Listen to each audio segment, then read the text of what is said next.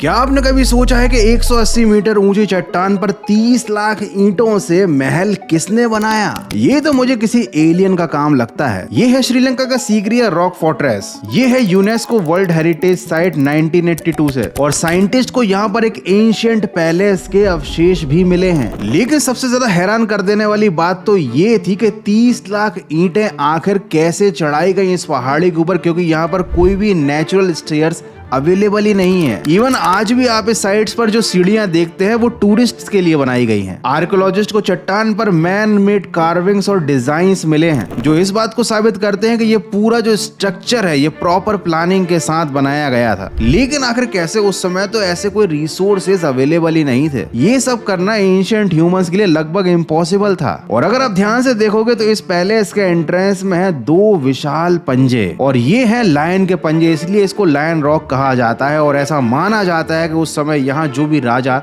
शासक था वो अपनी शक्ति का प्रदर्शन करना चाहता था। शायद वो ये दिखाना चाहता था कि मैं ही सबसे ज्यादा ताकतवर हूँ। अब साइंटिस्ट और हिस्टोरियंस तो इसके रहस्यों के बारे में पता लगाने की पूरी कोशिश कर रहे हैं, लेकिन ये सिर्फ एक फोर्ट नहीं है, ये एक खोई हुई सिविलाइजेशन का बहुत बड़ा सबूत है। और कई लोग इसको रावण की लंका से भी जोड़ते हैं। तो आपको क्या लगता है, क्या वाकई में ये रावण की वही खोई हुई लंका है जिसका जिक्र रामायण में किया गया था? और ये जो लायन रॉक है ये रावण की शक्ति का प्रतीक था?